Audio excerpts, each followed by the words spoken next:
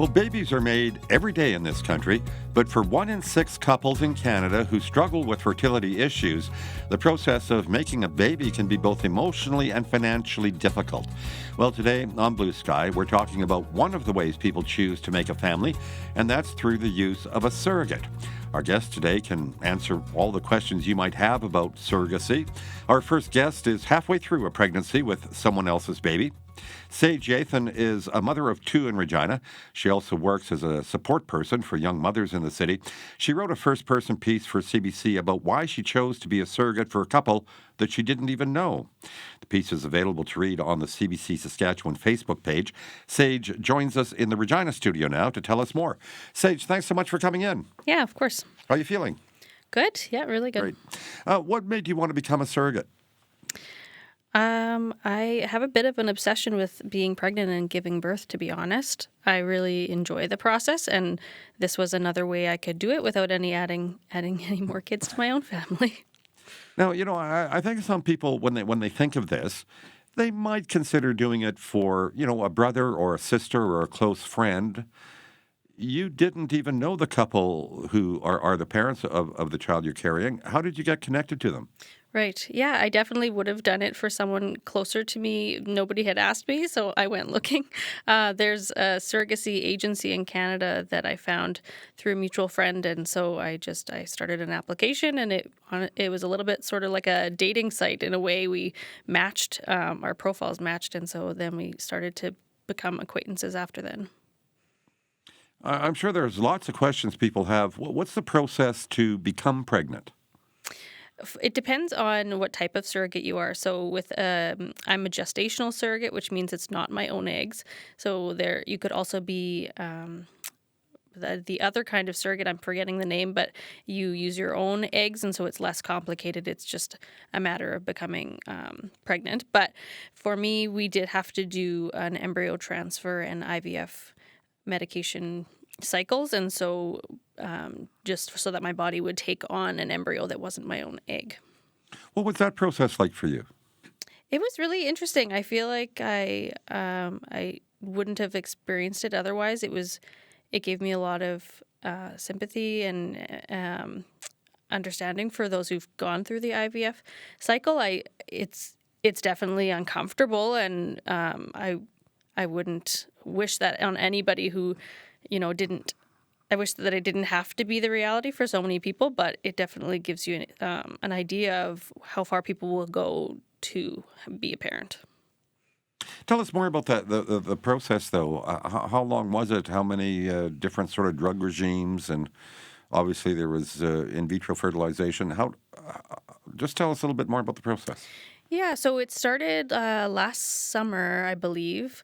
Now, I do have pregnancy brain, so I'll try to remember the details as best as I can. But it started last summer. I began like a few oral medications as well as the needle medications to get my body prepared as far as my uterine lining and things like that to be prepared to accept the embryo. We did attempt one embryo transfer that resulted in a positive pregnancy, but I did lose that pregnancy early on. This pregnancy now was the second embryo transfer, so we did have to restart those hormones a second time. I think we started maybe in November, and so then that was the one that took. What was that experience like for you physically? It was not as bad as I was anticipating. I knew I was signing up for something that could be very physically draining and could have a lot of potential side effects that I was prepared for. For me, it actually was not as bad as I was expecting at all. The worst part was probably the needles I don't know anybody who likes needles, but that was definitely the most uncomfortable part. As well as losing that first pregnancy was tough. I had never had a loss before, so that was a big one for me. What was it like then when you found out you were successfully pregnant? How did you tell the couple? I was so hesitant to tell them because the first time I had told them as well, and so the second time we were just very cautious about it. It was less of a surprise, and I think it was almost it was more boring because we were so aware of the process. It wasn't just like a surprise positive test. We were waiting to hear back from one test and then waiting to hear back from a confirmation of a second one. And so they're with me on this whole process. And so they were pretty aware of it. I didn't get to do a big reveal or anything. A lot of people complain about pregnancy and childbirth and consider it something they have to do but wouldn't want to, certainly not in your situation. What is it about being pregnant that you like? I mean, it's definitely not easy, but I do know that my pregnancies are easy in comparison to some others. I don't typically have any complications, and that feel just in when you look around at the struggles that people are having with fertility and with carrying to term, it feels like it's a rare thing for it to come easily. And I think that's part of why I wanted to be a surrogate, is because I almost feel guilty that I have very minimal complications and my body handles it well. And so I just feel like this is one way that I can mediate the guilt a little bit, to share it with someone else, and it's not something I don't have to just keep it to myself. Does this pregnancy feel different? It definitely does. I'm normally very sentimental person, very emotional, and attached to my belly from day one.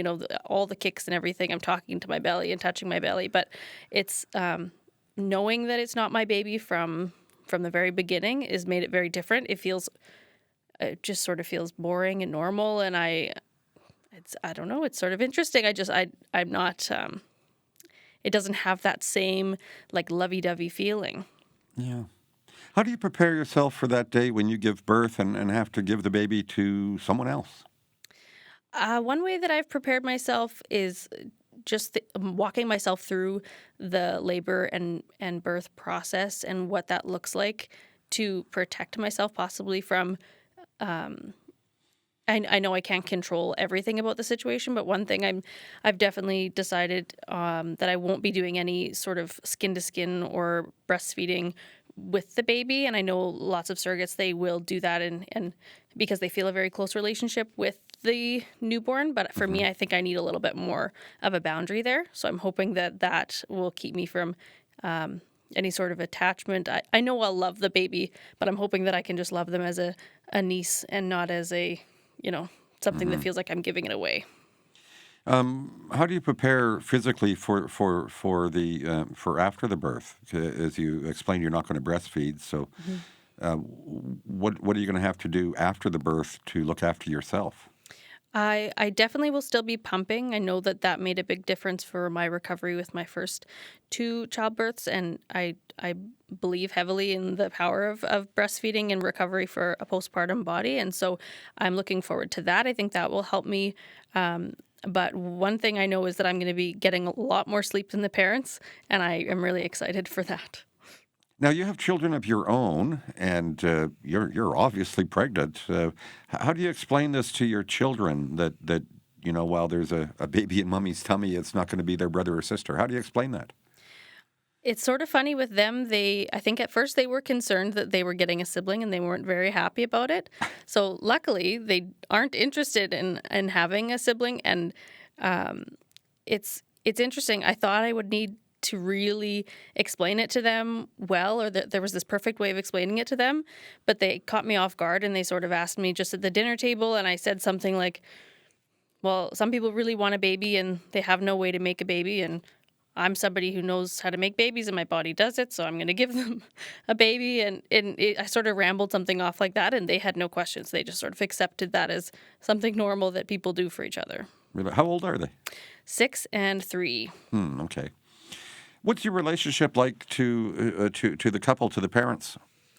They sort of feel, they do feel like family for sure. I don't know if it's that they feel like brothers or cousins, but we feel like if we had met another way, we would have definitely been friends. We speak on the phone and we have a little group chat that we talk through often. They're just a few provinces over, and so they feel close, and I've spent a few nights in there, like I've stayed with them and through this process, and we have spent a lot of time together, and so we feel close now, and I know that we plan on staying connected and hopefully have sort of like a like a cousin or sibling relationship. I want to go through some of the most common questions you get, according to the opinion piece you wrote for us. Do you get paid for this? Not technically. The only type of financial payment is through reimbursement, and so any pregnancy related costs are reimbursed. And but it's meant to just make sure that I'm not going out of my way to spend my own money, just to make sure that it feels fair. But no, definitely not the way that you might see on TV with surrogates getting paid. Yeah, this is not a rent-a-womb. No. Yeah. Now, will this baby be genetically related to you? No, not in this case. I know some people will donate their eggs as well, but that was a hard line for me. Sorry, my hard line for me with the genetics. That's something that personally I didn't feel comfortable with, and so it won't be at all related to me. It's the egg is from an egg donor who was also involved in the process. And we sort of covered this, but are you worried it'll be hard to give the baby up?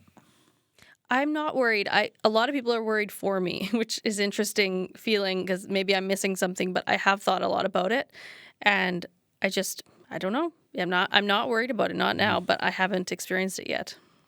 You touched on this earlier in the conversation too, but in the piece you talked about having fertility guilt. What do you mean by that? I mean, my daughter's 6, so anytime that someone has asked me about my childbirth, or you're in a mom circle and everybody's talking about it, sometimes I stay quiet because I have such a positive experience. And the guilt, I think, comes from hearing so many other stories of people who've struggled, whether it was with pregnancy or with a difficult birth experience. And I think that when you're the person who had a positive experience, it's hard to celebrate that without feeling a bit of guilt, because you know that a lot of people have had very difficult experiences. I'm just going to quote from the piece you wrote for us. A quote: "My community is filled with people who want to be parents but can't. I know the family I'm working with is bringing this baby into the world with so much care.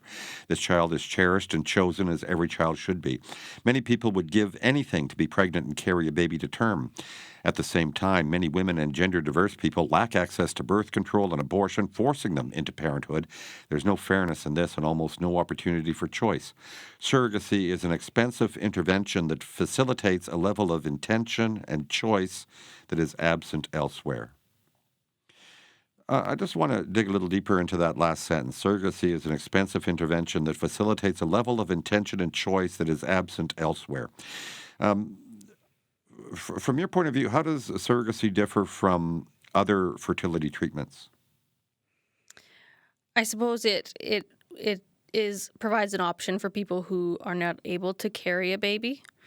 There's so many different situations for that, but it makes you think a lot about choice and about seeing how intentional some babies come into the world. It's just been something I've been thinking a lot about, and it doesn't seem fair, the state of things at the moment. Yeah.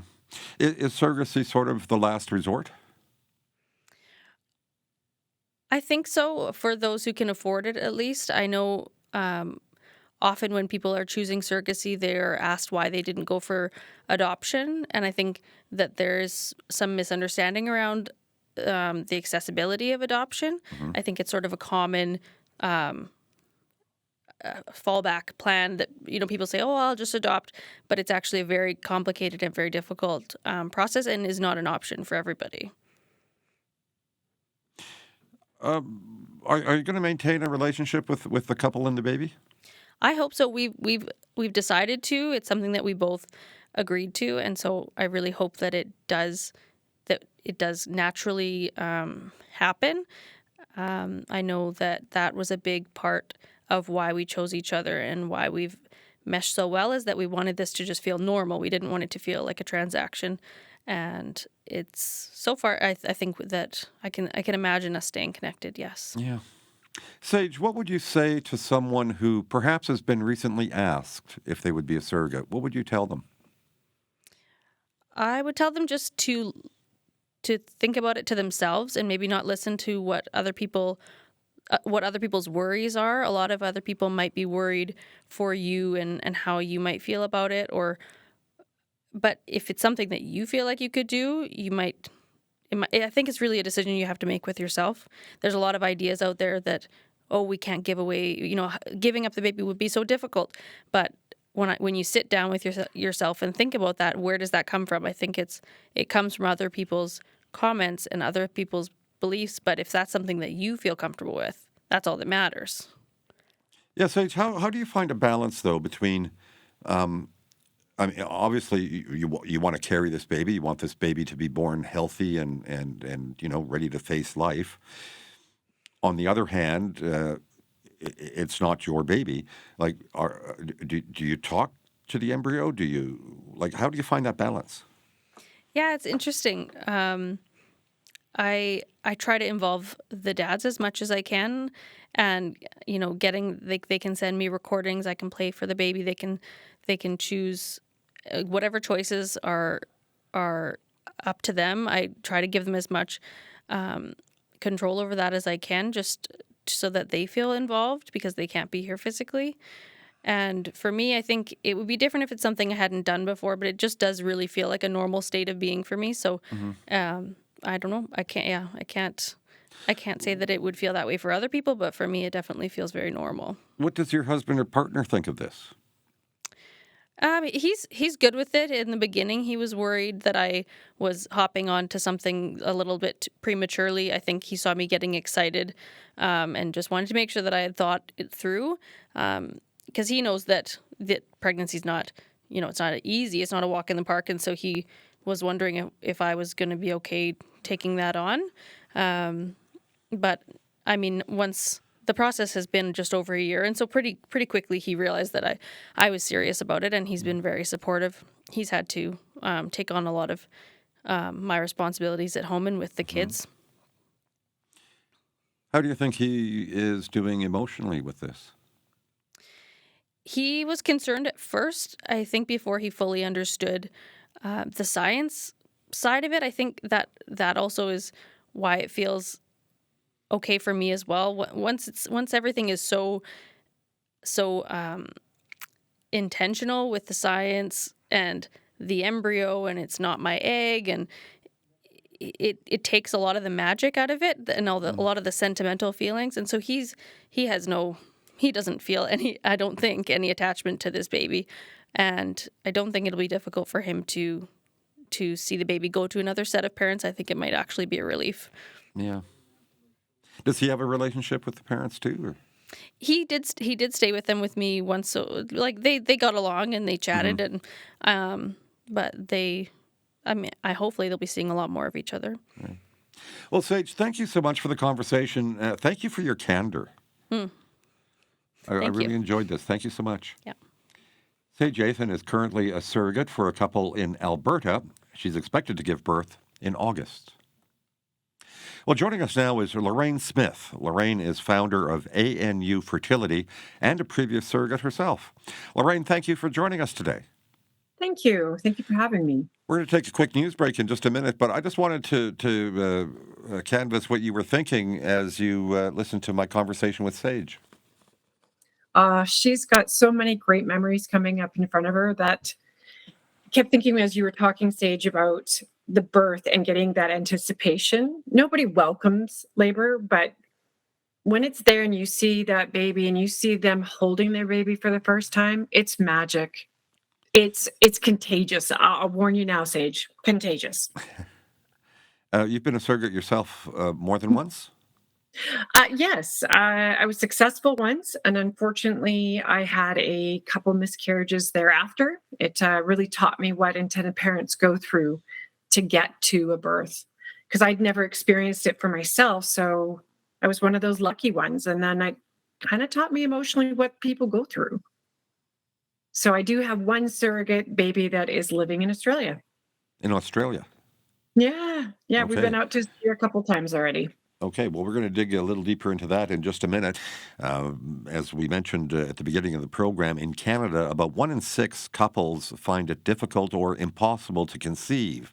And one of the last chances for those couples to have a family is through the use of a surrogate. Our guest is Lorraine Smith. Lorraine is founder of ANU Fertility and a previous surrogate herself. Before we go much further, Lorraine, tell me about ANU Fertility. What do you do? How did it come to be? Well, I formally started my company in 2009, May actually. So we just hit our, oh gosh, don't make me do math right now. Too nervous for that. But we've been in business for 15 years. We really do a full service. My goal is to make sure that everybody has support from start to finish and right through postpartum. Too often, women, we've been dropped off postpartum. 6 weeks, doctor says, great, you're done. And we've actually started a new program where we're seeing women through to 6 months postpartum. We want to make sure that we take care of the whole person. So we do pre pregnancy, we try to give all the education and support. We help with receipt management so that we stay compliant to Canadian law. And then we make sure that everybody has the right support, surrogacy lawyers, counselors, see the right doctors, pregnancy support all the way through. So we have one-on-one support, and then we see everybody through to the birth. We do birth plans, make sure that everybody's on the same page, and we just keep going. We even book travel and hotels because some of the fertility clinics require people to travel. There isn't many in the middle, so you've got Vancouver, Ontario as the main hubs for fertility clinics. A question I put to our first guest, and her answer was fertility guilt. Why Mm. did you want to be a surrogate? I felt like it was an equalizer in the world. I had a friend uh, from high school that kept miscarrying and miscarrying, and it's funny when we grow up and we never talked about in sex education class anything but girl meets boy, boy meets girl, get married, have babies. If you have sex, you're going to get pregnant. They didn't talk about the 1 in 6. They never talked about cancer or same-sex relationships or unexplained infertility. So I just assumed, you get in a relationship and you're going to have your babies. And I got to be one of those lucky ones. And as I watched my girlfriend struggle, I wanted to help her. I just knew that they were going to be great parents. She did end up getting pregnant on her own, which was amazing. She went on to have 2 boys, and that seed was planted. And then I started to look outside of my immediate circle, and I met a couple from Australia through another agency, and as I started organically helping people, someone said to me, "Why don't you do this professionally?" And a couple of years later, I did put together my agency. It's a lot of work, but I love it. And I can't imagine doing pretty much anything else. Yeah. Um, no, you mentioned you were matched with a couple in Australia through another agency, but Mm. how unusual is that? I mean, you can't get much further away than Australia. How No. did you handle that relationship during the pregnancy? You know what? It's effort. Like any relationship, whether they live down the street or they live far away, it's about communication. So, like I tell everybody, walk into this with an open heart, open mind. You can't walk into any relationship and say, "Hey, you're my new best friend. We're going to text every Tuesday and Thursday, and we're going to FaceTime on Sunday." You would back up and say, "That's a little much." So just like that, we did phone calls, we did FaceTime because technology is amazing. And we emailed each other and just kept up a relationship. We still have a relationship. Yeah, So it's tell me about real. that. Tell me about the relationship you have with that family now. So I've been fortunate to go back twice now and visit them. So I took myself and my children, and we did actually 5 weeks of touring Australia just after I graduated from nursing school because I knew once I started, I wouldn't be able to get away. So we went and I got to meet clients. I got to spend a couple weeks with my family, and it was really amazing. So I saw her go home as a newborn. It was her 7th birthday, and my kids are like, "So what do you say? Like, hey, you came from my mom's tummy?" And I'm like, "Just start with hi." Yeah. So we did, and I'm like, "Hi, Isabel. My name's Lorraine." And she goes, "Yeah, I remember. I came from your tummy." And I'm like, "Okay, ice broken. We're done." Yeah. And we now Snapchat almost every day. We've got streaks going. We share. She got me addicted to TikTok when it started, and so that's been born. So now you know where that guilty pleasure came from. But yeah, no, we share videos, we chat. I tell her about Canada. She loves to share what's going on at school, and I'll be going back for her graduation. She's graduating already. Sure, yeah. Yeah. Thanks for aging me, but Sorry yes, about she'll be that. graduating. Well, but I need a little more Botox soon here. yeah, But no, but seriously, Rain, that means that you were a surrogate when it was still pretty unusual and rare. yeah, she's going to be 17 this August. How have So things changed in that 17 years when it comes to surrogacy? it's a lot more known. You know, the great thing about social media and having movie stars coming out and talking about it, infertility was always shameful, and now we're a little more open and people talk about surrogacy. So movies have been done, TV shows have been done, so it's a little more commonplace. You're even hearing about politicians talking about surrogacy and IVF. So it's been nice to see light shed that infertility is not dirty or shameful. And so now that we're able to talk about it more, it's a little more accepted.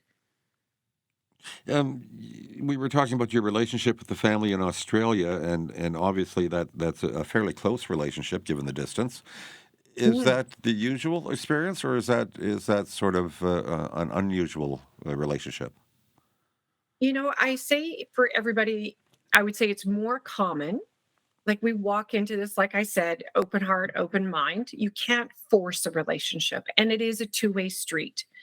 I respect that they're busy. She's got two teenagers and Hmm. she's a teacher.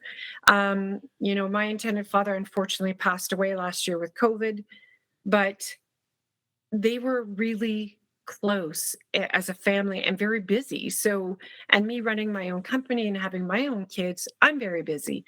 So it goes in ebbs and flows, but we always do the updates. Pictures, I think, would be the most reward that we get every year. Like when I got the updates the first year, and then, it'd be a couple months where I wouldn't hear from them. And then it'd be like, oh, hey, this was the new update. And then I would do the same thing. But we always make sure that we connect at least on birthdays and Christmas. And then it feels like no time has been lost in between. It's a really neat friendship. Um, no, I'm just curious, Lorraine. This might be a little too personal, but the surrogate or the child in Australia now, is she genetically related to you, or was Not at your all. situation more? Pardon me. Yeah, no, she was a gestational surrogate. So Okay. there's an egg donor. What's actually kind of special and cool that tied us all together is her name was Lori and I'm Lorraine. So they named their child, her middle name, to be Laura. So it's all about a connection. I look at surrogacy as and egg donation. When these intended parents do this, they are going the extra mile. For those of us who are lucky just to have our own kids, we didn't have to do that. These people had to move heaven and earth to have us. Hmm. So traditional surrogacy is when the surrogate uses her own egg, and then they will do a treatment. They will insert the semen and be able to get pregnant that way. A lot of people think about sex and make it dirty, but it isn't. It's kind of one of those myths that we like to bust, that, as surrogates, we really do give up a little piece of ourselves emotionally, physically, but not financially. Yeah. Okay. Well, financially, I want to talk about that for a little bit. Mhm. Surrogates in Canada cannot be paid. Do you think they Right. should be? That's a very complex question.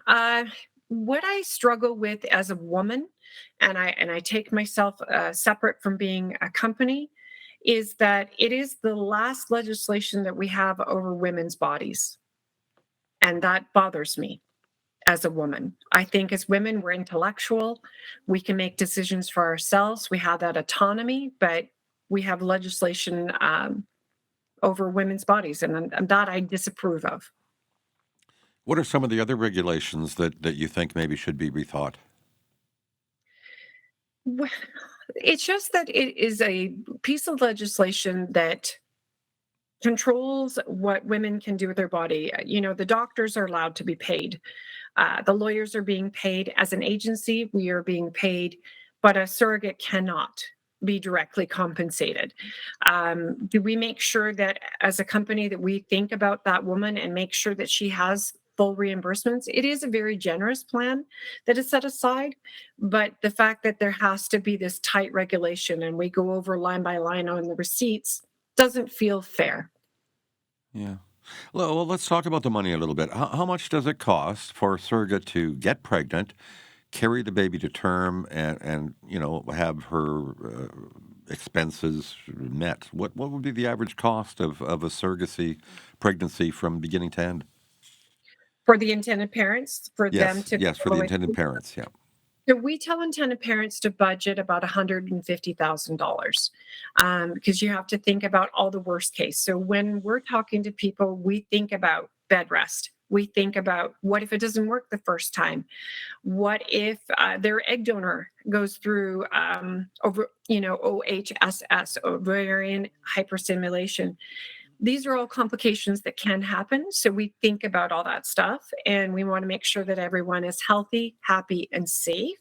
So we create that budget. What if the baby comes early and the parents need to live here for a while?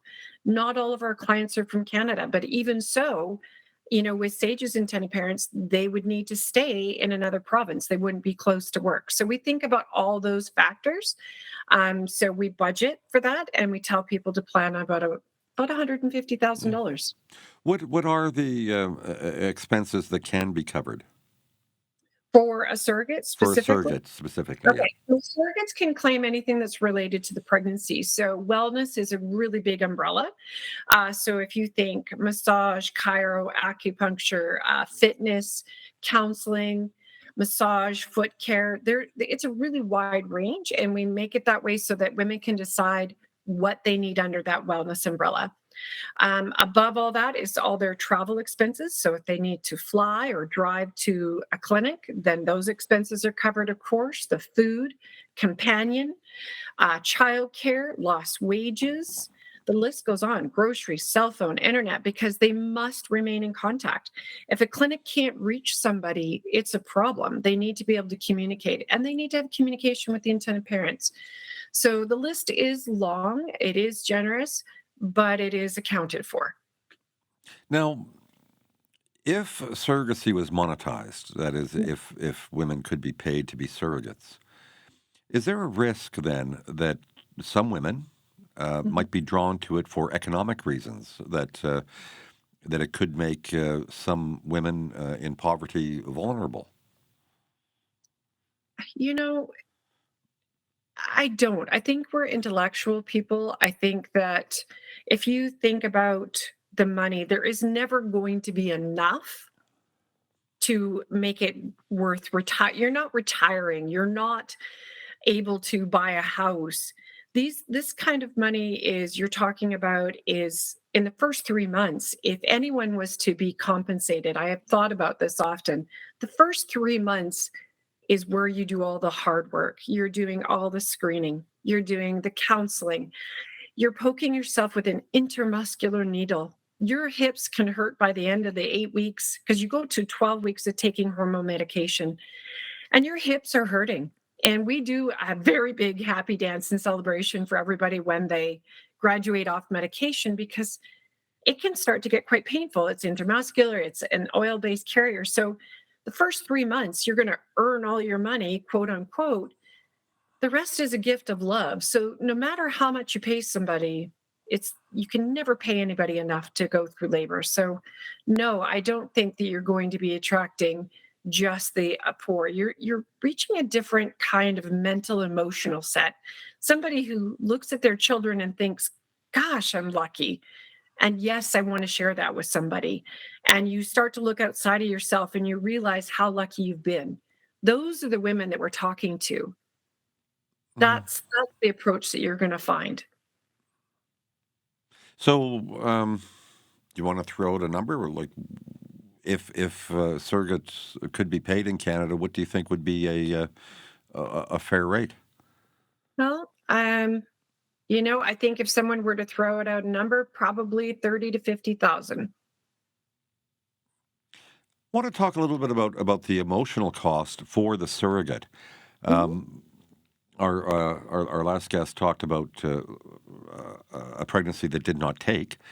What Yes. happens if the fertilized egg is not successfully transferred? What's that like for a surrogate?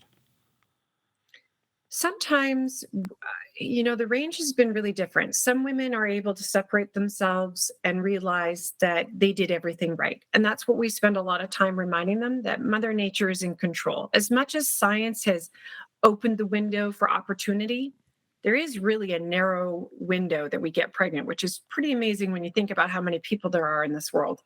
And science just opens that door just a little bit bigger, and then Mother Nature takes over. She's taken all the hormone meds. Her lining has thickened up beautifully. The embryo looks great. But at the end of the day, there's only two guarantees, and that's death and taxes. So we remind everybody, you did everything right. So there can be some guilt around, let's say, that they feel like their body maybe failed them, or maybe they failed the couple. So we walk through those things and we make sure that there's counseling set aside if somebody needs that. Something that struck me when I was talking to Sage, Mhm. because of her experience of a failed pregnancy, Yes. she developed a lot of empathy for the people who need her services, for that 1 in 6 couple that are unable to conceive or unable to conceive easily at any rate. Um, do you think is that a common experience? Do you think? Absolutely. I had the same personal experience. I had two miscarriages and a chemical pregnancy, and I really emphasized how lucky I was with my own children. I just assumed you get pregnant and that's the end of it. Nobody ever talked about all the hard stuff. That wasn't part of our education in school, and it really wasn't talked about. Now, in your work, Lorraine, how do you prepare women to become surrogates or egg donors? We do a lot of education. So we have created a resource guide for someone to review. We've created an infographic. Again, it's just sort of more like a flow chart of what to expect. On our support team, there's four of us that will help do sort of what I call an education. And we'll spend a minimum of an hour and a half just going over the logistical and financial timelines.